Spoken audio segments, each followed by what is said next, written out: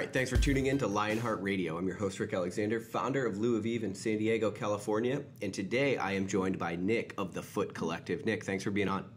No worries. Thanks for having me, Rick. Appreciate it. So for people that are just finding out about the Foot Collective and do not follow all of the wisdom that you put out on Instagram, what got you down this path in the first place? If you could maybe just give us a little bit of background on why this is even important to you, Sure. And then we can get into some philosophy from there.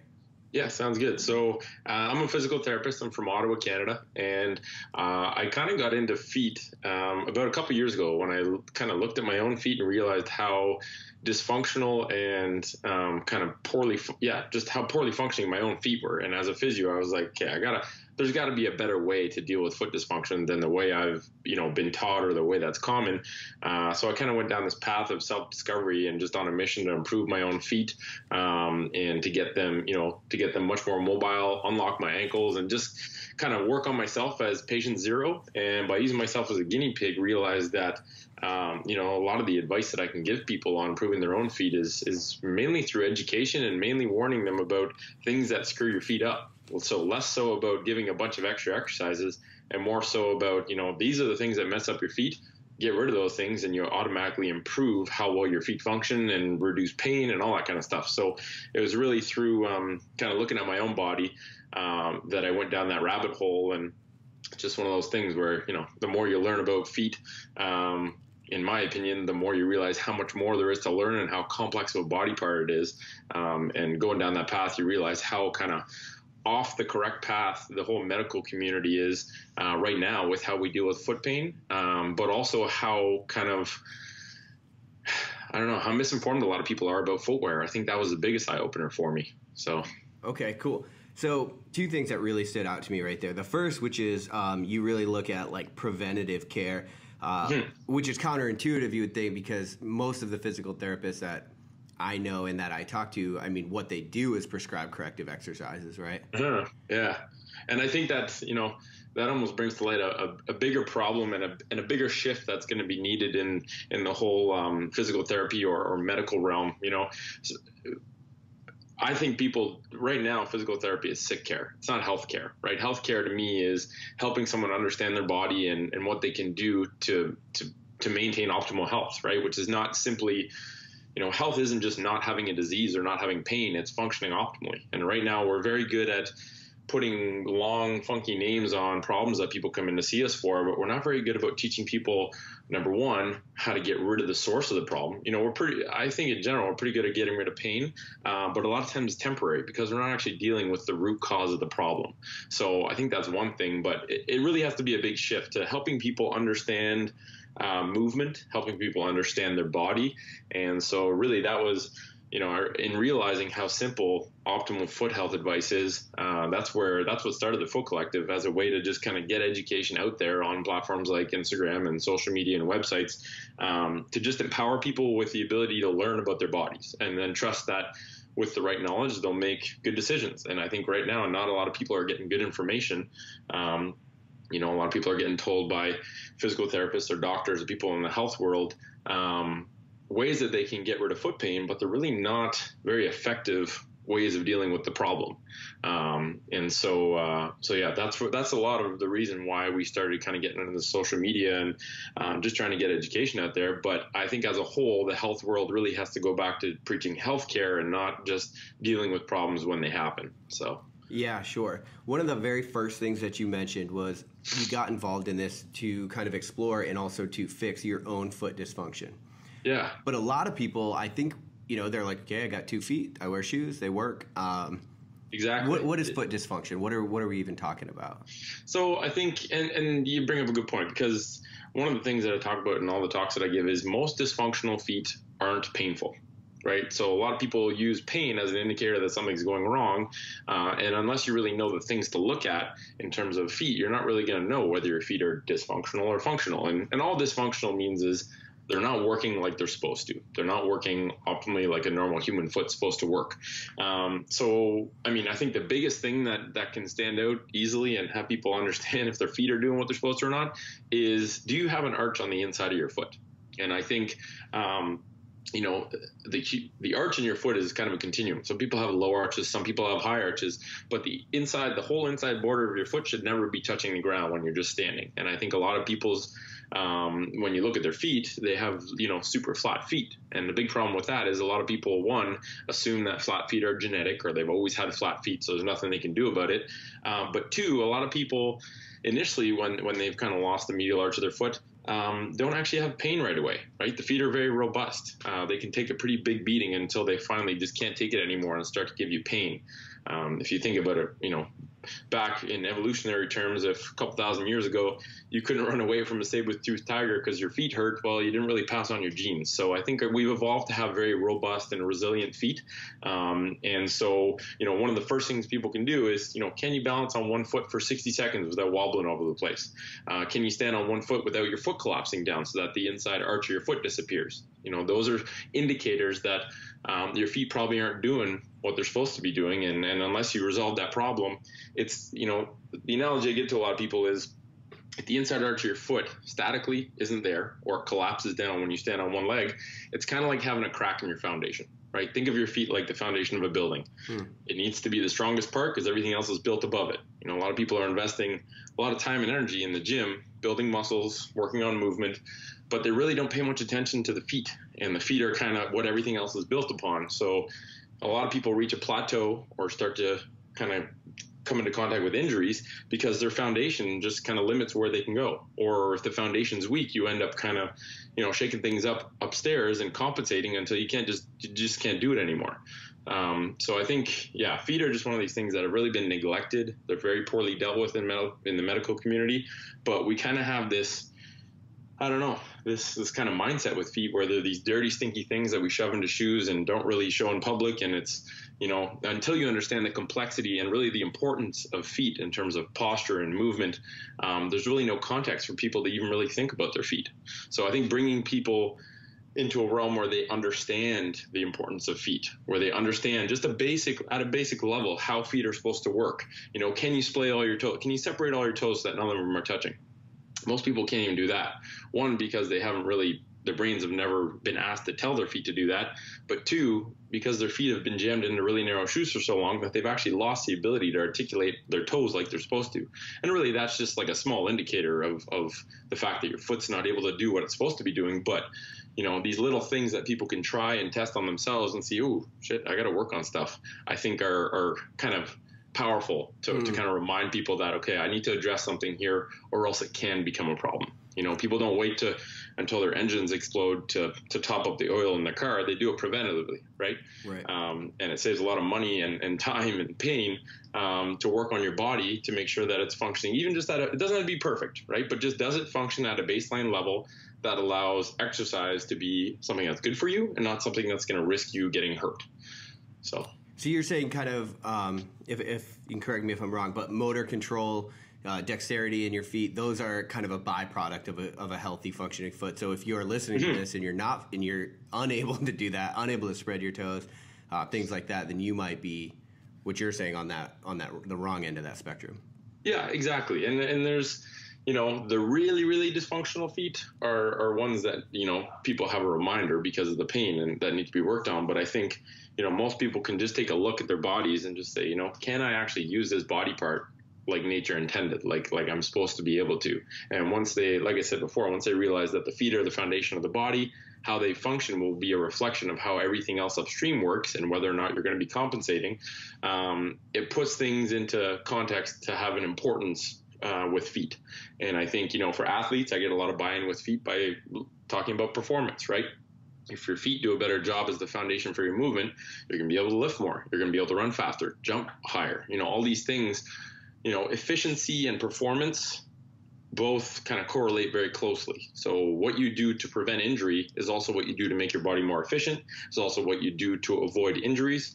And so it's all this kind of spectrum where performance, injury prevention, it's all in the same basket.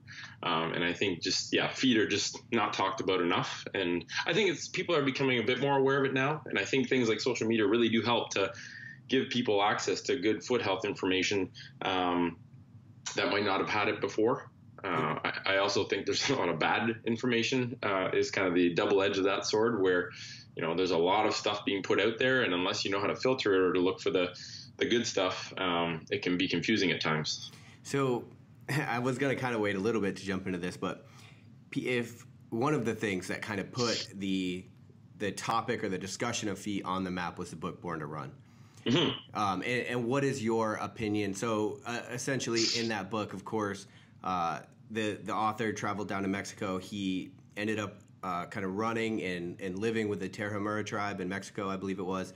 And kind of what he got out of this is like all of these shoes have been kind of manufactured over time to sell you things, not based with our evolution in mind. And so he was a big proponent of the barefoot running and the Vibrams. What's your opinion on that book and that movement?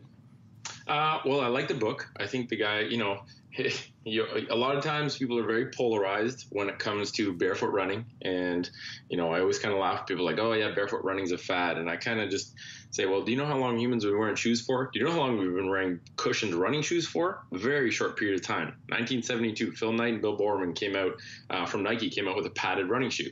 So what is that, about 50 years? Running shoes are a fad. Barefoot running has been done for millions of years. I think we're kind of looking at it the wrong way to say, okay, prove to me barefoot running is good for you. Well, it really should be prove to me that running shoes with cushioning are actually good for you. And I think, Daniel Lieberman is a Harvard anthropologist, in his book, The Story of the Human Body, which I very much recommend, because it gives people a broad understanding of why so many problems we have today are actually happening, whether it's back pain or foot problems or even, diabetes, heart problems. It really looks at a lot of these things as mismatched diseases where we're not doing what we were designed to be doing with our bodies.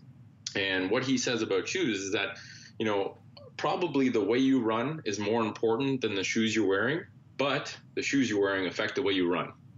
And I think that was kind of a really profound statement because, at the end of the day, the technique you use for running is the most important. It just so happens to be that when you wear a cushioned running shoe, it makes it a lot easier to run with shitty technique.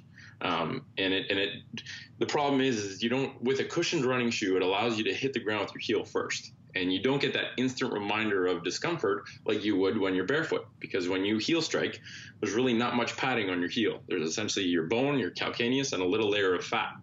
So if you've ever landed on the ground heel first and slammed your heel, I think you can relate to the fact that it doesn't feel very good.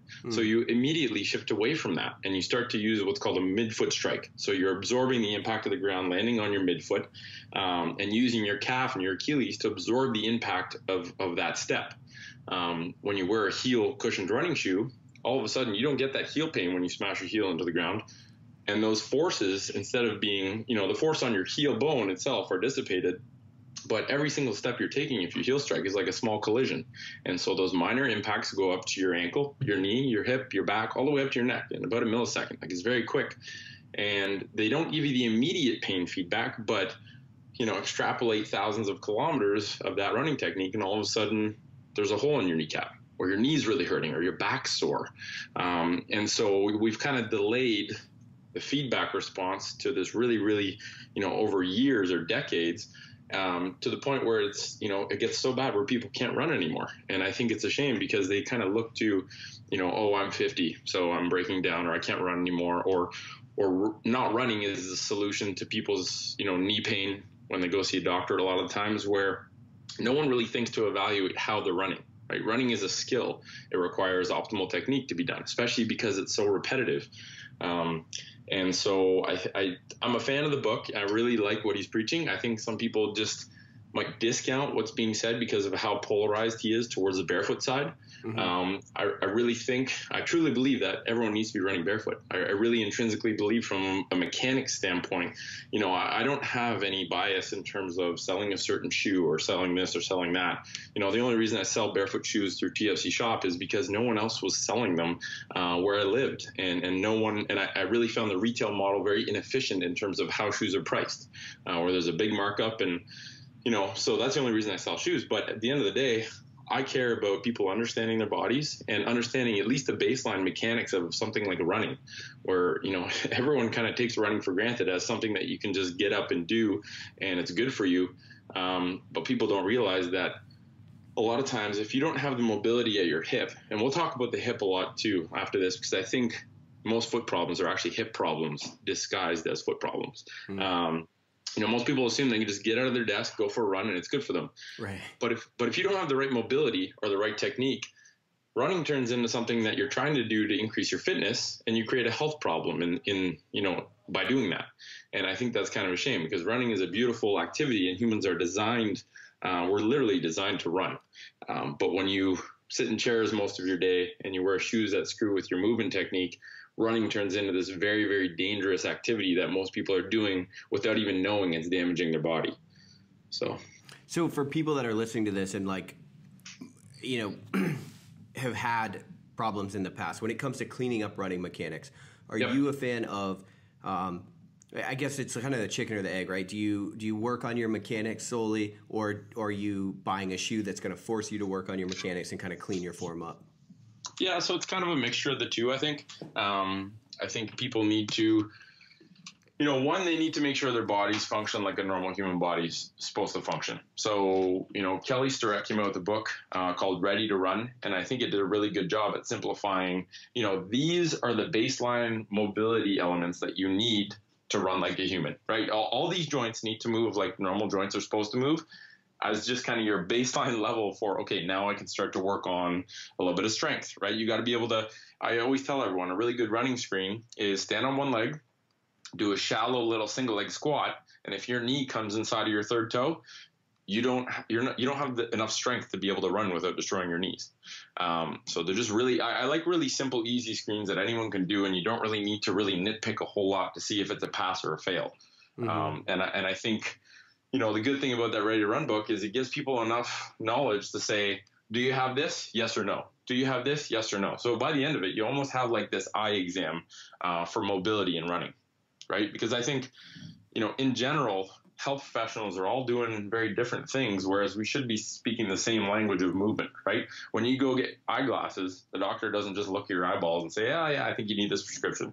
No, they get you to look at an eye chart on the wall, all the letters, and then they give you an objective score. They don't have any opinion. It's not subjective. It's black and white. You do this, you get a score. We need to do that for movement. And, the functional movement screen by Gray Cook and those guys has really done a good job at, I think, standardizing movement so that you can say, do you have enough mobility or do you not? And hip extension, being able to extend your hip joint, which is the opposite position of what sitting in a chair looks like, is one of the biggest missing elements for people to be able to run, right? If you can't use your glutes because you can't extend your hip, you're going to overuse your hamstring. You're going to irritate your low back for sure. You're going to use your low back muscles a lot more than you should. And running is not going to be something that's healthy for you. Running is going to be something that creates these compensations where you overuse your quads, you overuse your hamstrings, and it just creates kind of a mess where, the beauty of the human body is that if it doesn't have movement where it should, it's going to find a way to move anyway. And I think we're so adaptable that we can go a long way with compensating before we actually develop a problem, which in evolutionary terms was good, because if you can't do it this way, you do it this way and you still survive and hunt and get food. But now it's this thing where, these invisible restrictions for a lot of people become something that they don't really think of. And then they layer on top of that activity, whether it's, basketball, soccer, running, whatever it might be. And before you know it, you've developed really, really deep-seated compensations that then involve a good amount of work to get out of. So I think sitting is really the biggest single element that's giving everyone issues. It just kind of shows its head in different ways. It can be foot pain, it can be knee pain, low back pain. Those are the really common ones. But I think that, and that's really where a lot of flat feet come from. Is just, I think I posted something today on social media. The chair is what destroys most people's foot arches, more so than any other thing combined. And then secondary to that, you have shoes, which create a big problem for a lot of people. Right. And so what's interesting is standard kind of practice for a very long time, at least definitely while I was growing up, is like, okay, you have flat feet, or you might get diagnosed with like a sloping arch or something like that. And the doctors are going to give you orthotics, right? Yes. They're going to go around the problem. So what effectively you're saying is that everybody should have an arch in their feet. And if you do not, the answer is not to put an artificial arch there. It's to actually strengthen your feet. Exactly. It's to strengthen your feet and to really take a look at, does your hip is your hip moving like a hip's supposed to? That's the biggest place I go. And I think orthotics are this very weird thing. I mean, I think there's a few things. So, people prescribing orthotics are not bad people. They're trying to help the patients that they're treating or the people that they're working with.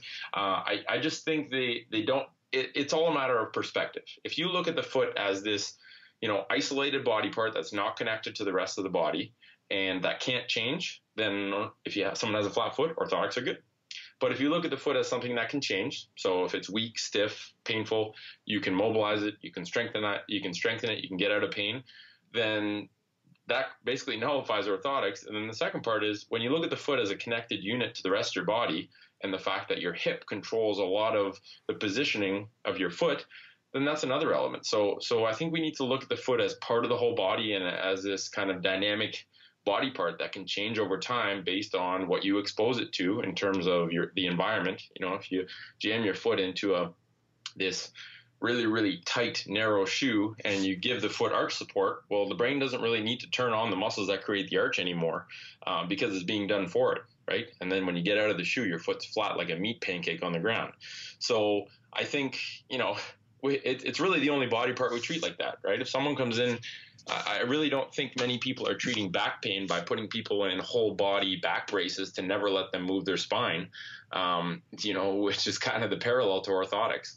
So we need to look at the foot as something that can change and that can be strengthened and give power back to, the people by saying, this is what you need to work on. Take ownership for your body. You don't need to pay all this money for orthotics or to see a health professional. You just need to understand your body at this baseline level and then know where to go to kind of work on it and restore a lot of these problems.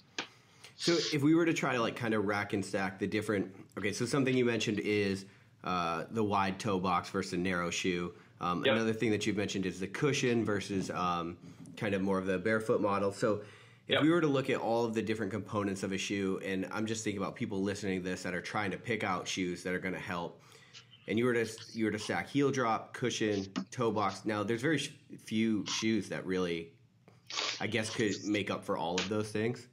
Yeah. And so I guess what's the most important, do you think? Is it the toe box? Is it the cushion? That's a good question. I think if you break it down in terms of activity for running, I think heel cushion is the most harmful thing because it's the biggest element of modern footwear that allows you to move poorly. I think it's kind of sometimes it's hard to tease out and prioritize which one of those is the biggest element because they all have their own little things that they affect. Heel cushioning allows you to heel strike, which is, like I said, I think the most harmful element. Ramped footwear and cushioning comes along with ramp, right? If you want to wedge a big, thick slab of cushioning under the heel, you kind of have to have the heel elevated above the forefoot. So that's kind of a side effect. Ramped footwear that's angled forward is almost a side effect of cushioning.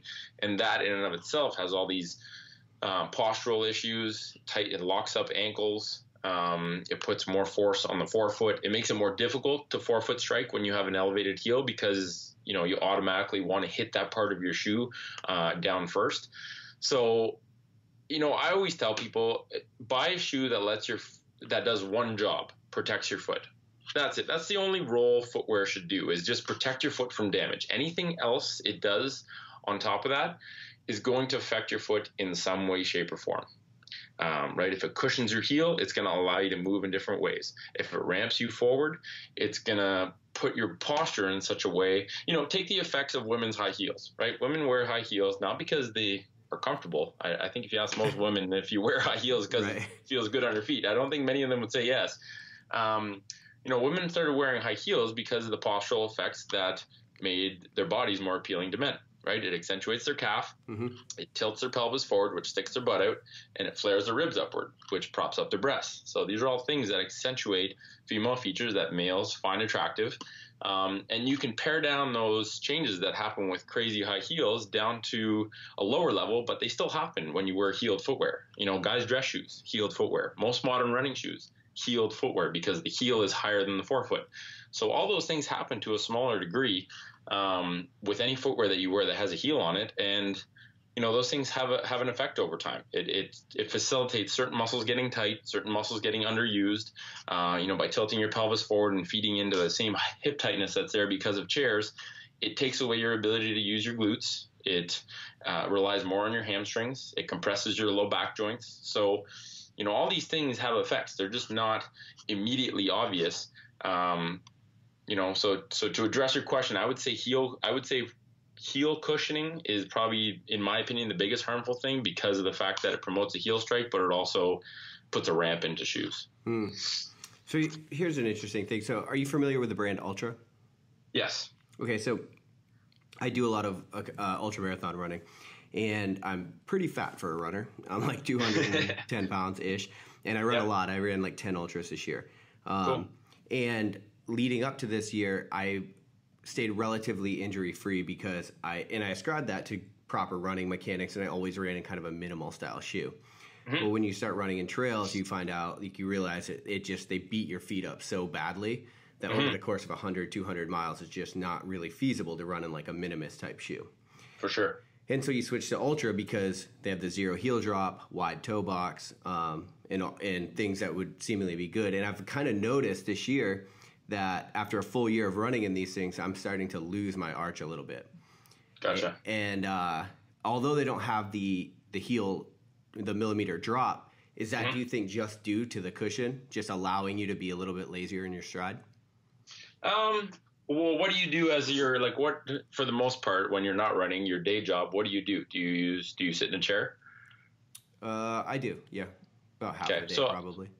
And I would say I'm not 100% sure. Well, I guess as a caveat to all this, a lot of what I preach is based on what I see with patients, but it's also my opinion, right? I can't spit out 100 research studies because I really don't think, for the most part, research is done very well. And I also don't claim to know everything about feet. I have so much to learn about feet, and I just don't want people to say, oh, this guy thinks he knows everything. I would say the chair is probably the bigger reason why most people's arches drop. I don't know. We don't stock ultras, and I haven't used them, although I'm familiar with them, and I really like their concept, right? Zero drop, good. Wide toe box, good. Cushioning, not a bad thing if you 4-foot strike. I think that's something that people sometimes forget is same thing that Daniel Lieberman said. You can wear a shoe with cushioning. If you still run with good mechanics, that cushioning is really not going to harm you a whole lot. If you use that cushioning and use it to allow you to heel strike, that's where you run into problems. So I don't know if Ultra provides much arch support to the foot, but usually what you're doing when you're not running is a bigger predictor of how your foot works than the isolated footwear that you're wearing. So a lot of times people having tension, and all it takes, this weekend I was we did a course in London, Ontario, which is about a 6-hour drive. So I spent 10 hours or probably about 12 hours in a car. My hips were super tight. Right. So it doesn't take much. And the way I dose working on your hip, if speaking to patients, I tell them for every hour of sitting, you got to do about a minute's work on each hip to just kind of restore that extension, open up the front of your hip, make sure that your glutes are still able to kind of fire and still play a role. So I think a lot of times people's hips are just really tight, and that really inhibits a lot of the arch of the foot. And when you talk about this 1 minute of work on the hip for every hour of sitting, are you talking about mobilization techniques or, like lacrosse ball? What are we talking about?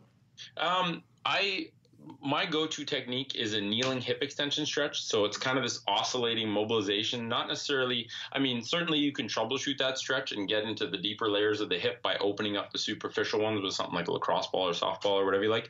But on our TFC shop website, there's a videos tab, I put on their videos of what I call the big three. So it's working on your foot, releasing your upper glute with something like a lacrosse ball, and then that hip flexor stretch is the third one.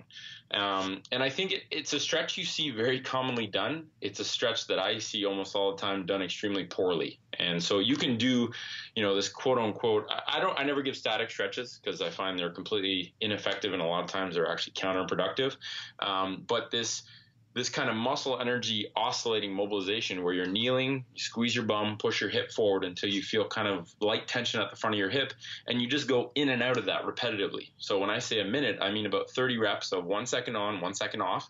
And all you're doing is kind of, the oscillating, the analogy I give is if I give you a paperclip and I say, I want you to break this paperclip in half, you don't just bend it and hope it breaks. You kind of go back and forth to wear down the metal. And so by doing a stretch with an oscillating technique where you're trying to activate the opposite muscle of the one you're trying to stretch, you're actually kind of wearing down your nervous system to convince it to let you extend your hip again. So, I think I tried to post a video up on the website because I think many people are not explained it very well, and most people are doing it by moving through their low back, like they're just tilting their pelvis back and forth. But when you squeeze the bum and lock the glute in, and then you try and push your hip forward, one, you can't really go very far, and two, you immediately feel the tension at the front of your hip. So that's the one that I recommend. And when you look at 1 minute per hip for every hour of sitting, for a lot of people, that's a lot at the end of every day, right? So I think it's a mixture of maybe reducing the amount of time you spend sitting with your hip at 90 degrees, which, sit on the floor, you immediately, that doesn't count as really time spent sitting. I'm talking about time spent with your hip and knee at 90 degrees. So a lot of times when I give people that dosage, they start with 10 hours a day of sitting, and they're like, shit, I don't have time to do this at the end of the day. So they start to reduce their sitting, but also offset the sitting that they do. And that's where you understand how profoundly sitting can affect you, is when you have to do that offset and treat each day like it's a balance sheet where 10 hours of sitting equals 10 minutes per hip, just to offset that sitting. You're not even improving anything. You're just kind of opening it up and reversing the effects of that 10 hours you spent in a chair. Now, 1 minute per hour is not, like I said, it's not scientifically proven, but I've found that's a really good dose for people to just keep themselves in check and make sure that they're not, to be able to do the exercise based on how much time you spend sitting. Because everyone wants to do exercises until they're out of pain and then not have to do them again. But unless you actually protect yourself against what's getting you into trouble in the first place, this is number one, it's reduce the amount of sitting. If you can sit for 2 hours or less a day, you don't have to really work on your hips because they don't really get tight. But if you do a lot of sitting, like I said, I use a standing workstation, but when I go on a flight or a long drive, I know I'm going to have to do a little bit of work on my hips before I train or go for a run or whatever it might be, so that I'm not layering physical activity on top of a hip kind of imbalance.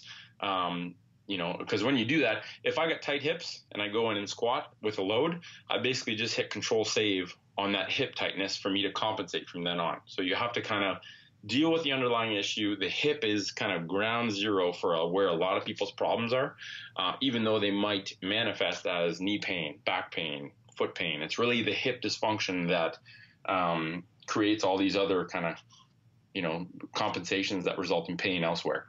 Okay. Yeah, that's interesting because I would think a lot of these other compensations came from the feet. Truthfully. Yeah. So, and I mean, it is kind of chicken or the egg. If the foot doesn't work and the hip doesn't work, did one cause the other?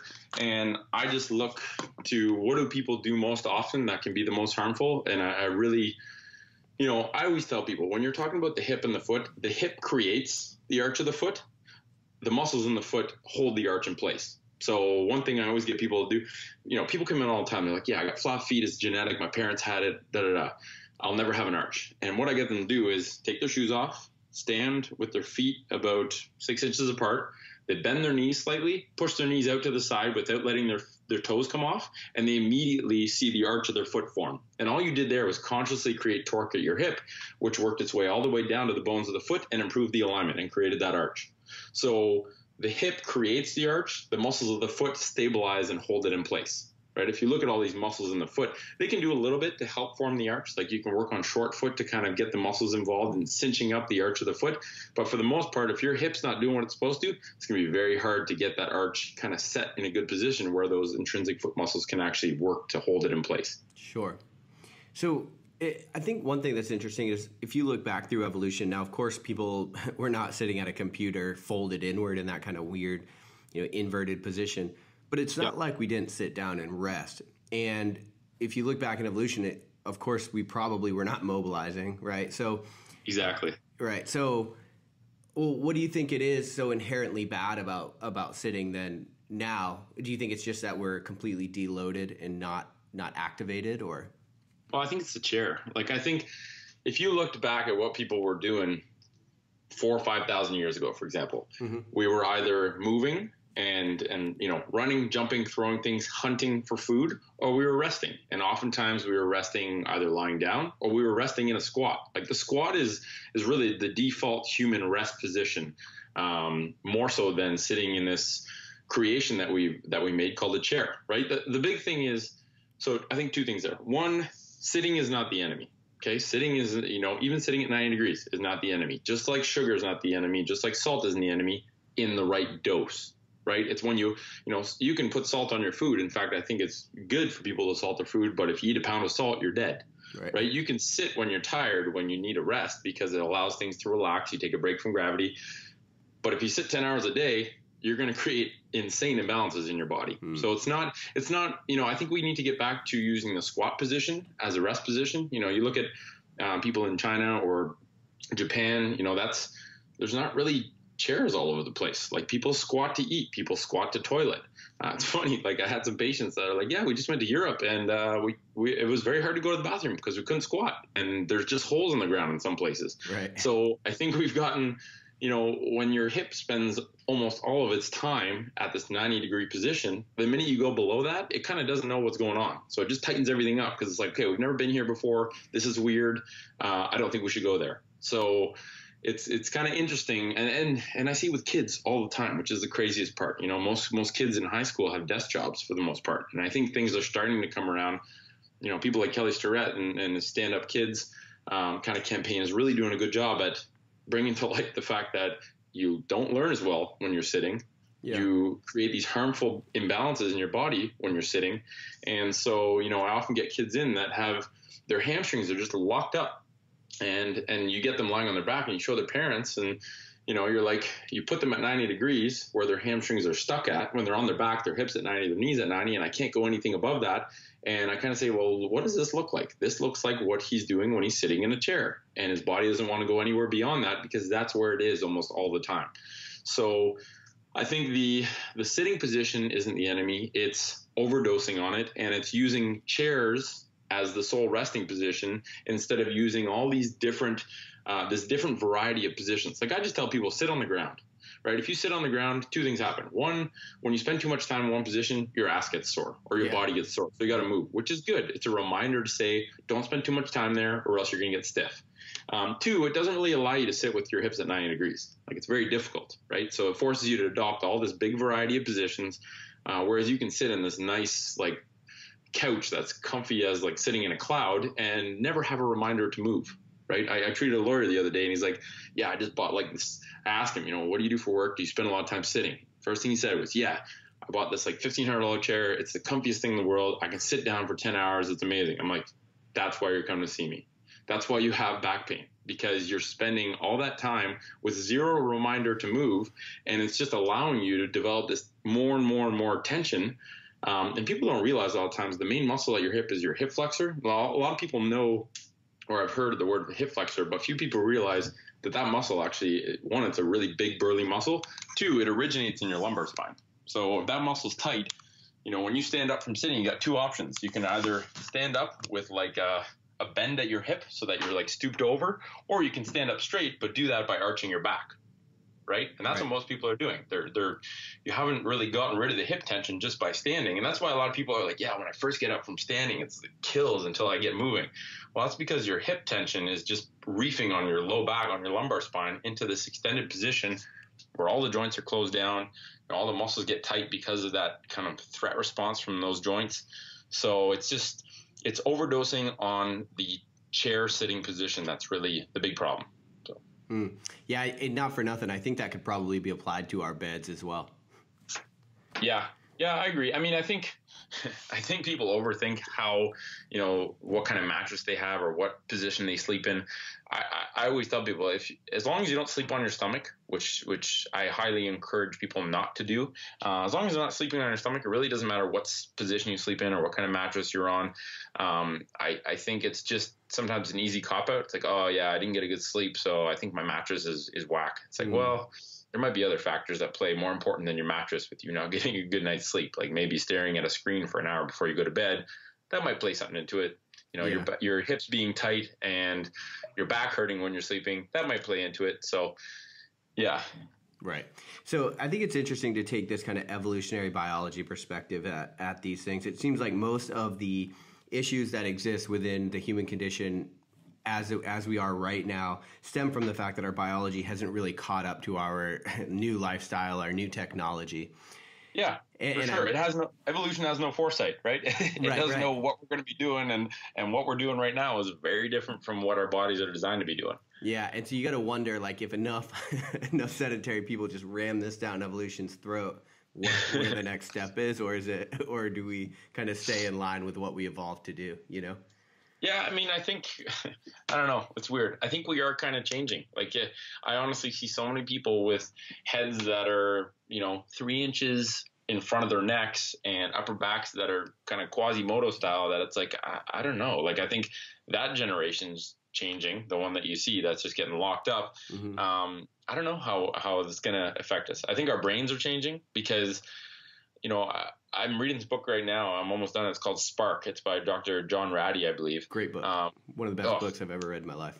Dude, this book's blowing my mind. It's crazy how much I underestimated. So I come from a biology and psychology background, and so I did all the cell biology and neurobiology stuff, and I really kind of never had a context to put all this brain stuff into when I was doing my undergrad. And now that I realize how crazy the brain is in terms of its effect on movement and in restoring optimal movement, I started to read these books about the brain, and it was crazy how movement is essential for the developing brain. I mean, it sounds like you've read the book, and so you know what I'm talking about, but it's crazy how I think our lack of movement, like our movement atrophy, is correlating to the fact that we're all kind of turned into zombies. Like, I just don't think our brains work as well as they're supposed to because we don't get the movement to actually give it the nutrients that it needs to learn and to develop and to grow and expand.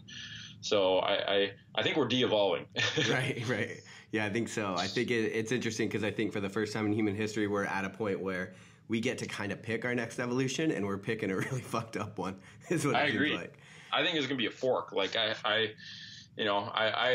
it very interesting to kind of just, whether it's TED Talks or YouTube videos and people, smart people in the space of where technology is going and how I think there's going to be a fork where some people are just going to be cyborgs in the matrix and some people are going to fork, a minority of people are going to fork off and kind of stay true to our genetics and, keep an active lifestyle, stay moving, know when to draw the line and unplug from technology when it becomes, something that's not healthy for you.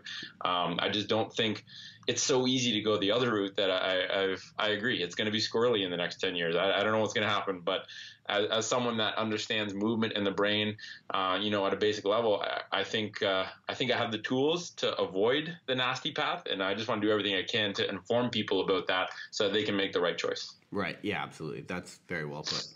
We had Dean Karnazes on the show, and one of the things that he's seen, he mentioned that he's seen since he started in ultra running is the fact that the fitter people are getting fitter and the sedentary are getting more sedentary. So that divide is growing, kind of like you just mentioned. No, I agree. Yeah. And then, we could get into the Spark thing too, but I'll leave it for now because we're getting short on time. One of the things you mentioned earlier was squatting. We have a lot of people that listen to this show that are lifters.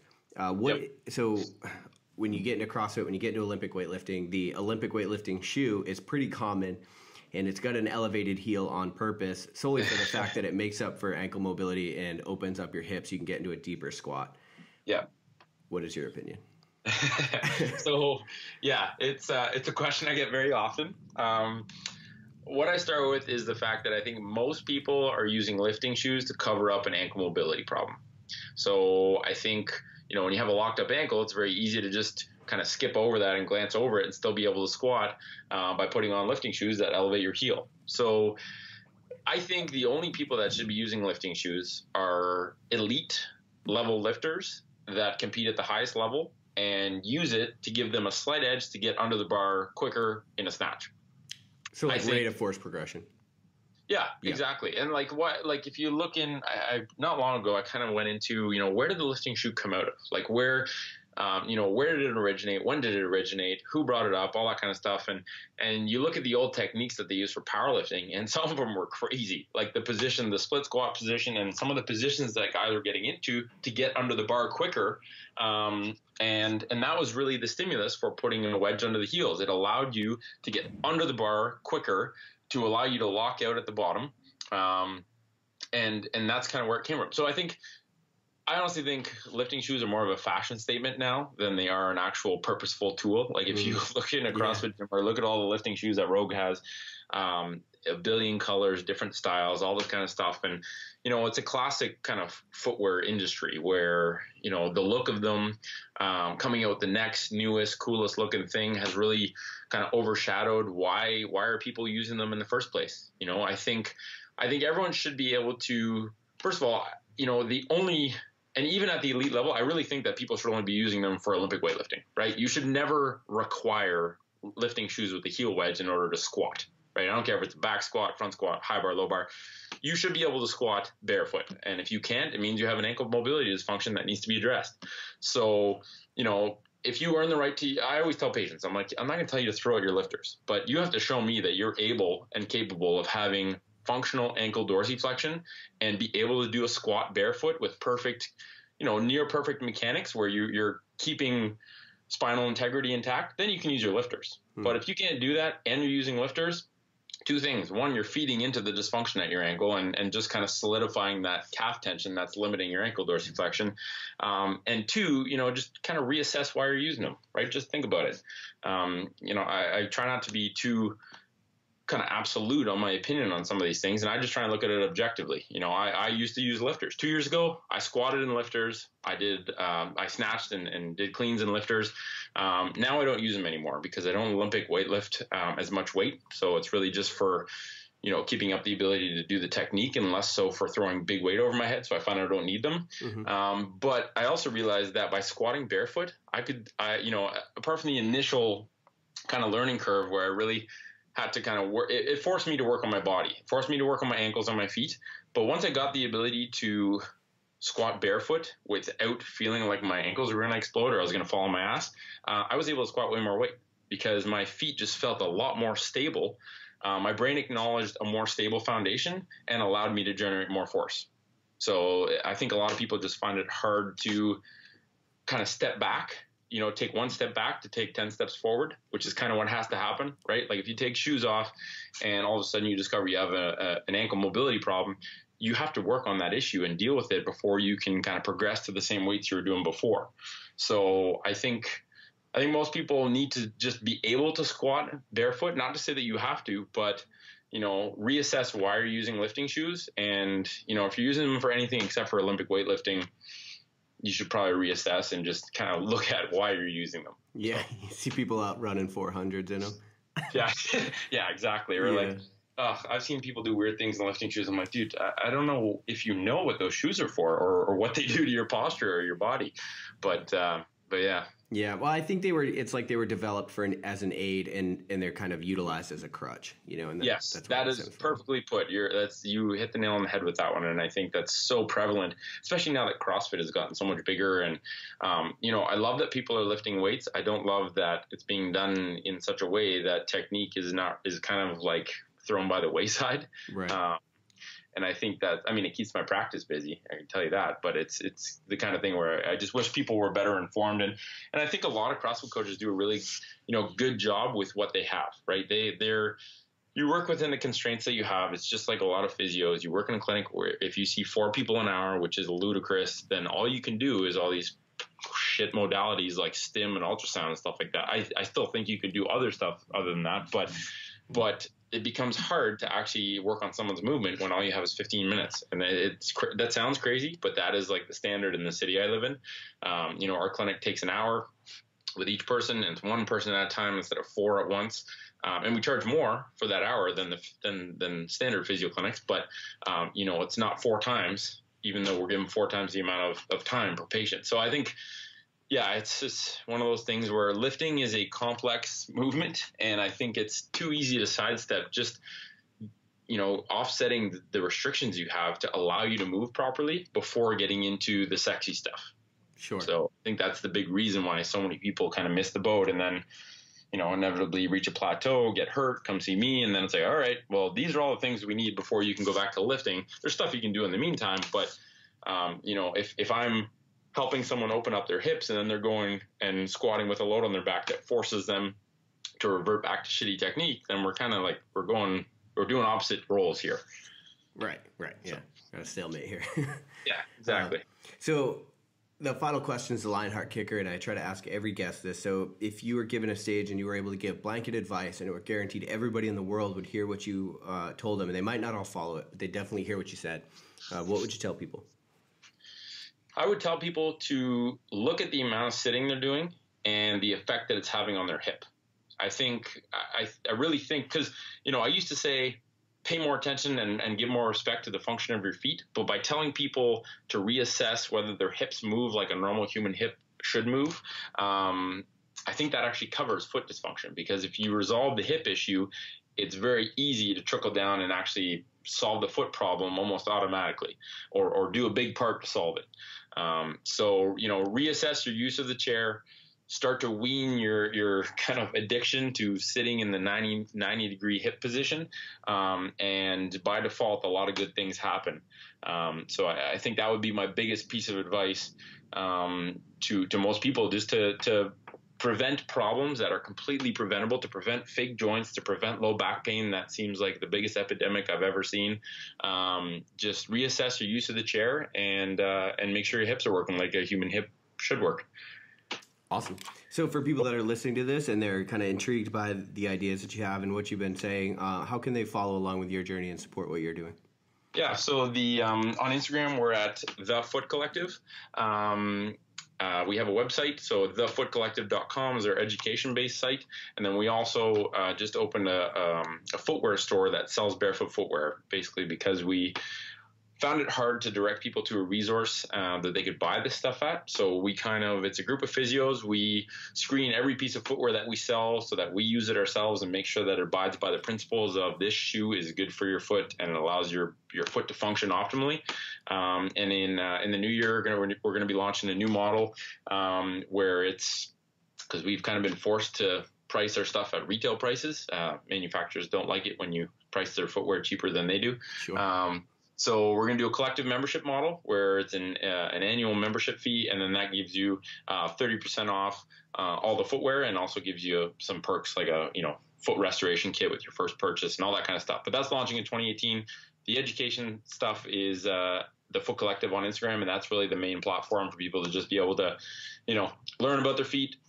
I just want people to understand their bodies, and by default, footwear is a big part, but just the Foot Collective on Instagram and thefootcollective.com in terms of website. Cool. Yeah, and we'll have all of those linked up in the show notes of this episode if you're listening, and I can double down on that. I follow the Instagram page, and it's one of the most educational pages, which is actually why I reached out to you in the first place.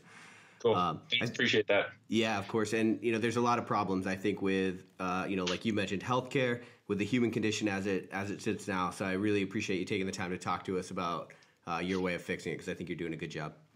Hey, man, thanks for putting out good info, and thanks for having me. Really appreciate it. Perfect. All right. Thanks, guys. Thanks for listening to Lionheart Radio. I hope that the information from today's show will make you fitter, happier, and healthier. For the show notes of this episode and every episode, head to www.lionheartrad.io. Yep, just like Lionheart Radio. And please, if you have the time, head over to iTunes and give us a 5-star rating. It really helps us to know that we're on the right track in delivering you reliable information and value. As always, feedback is welcomed. If you have any comments on the show or would like to suggest a guest, send me an email at rick@luavive.com. That's LUAVIVE.com. Thanks for your support, and we will see you next time. Bitch, I feel good. Don't I look stupendous? My shine is so endless, and shit you can do to end this. Even when I'm dead, niggas still gon' bump that chip shit. Coke, white, Escalade on cinches for you dipshits. So you won't forget this. Midwest nigga be the coldest. Cleveland.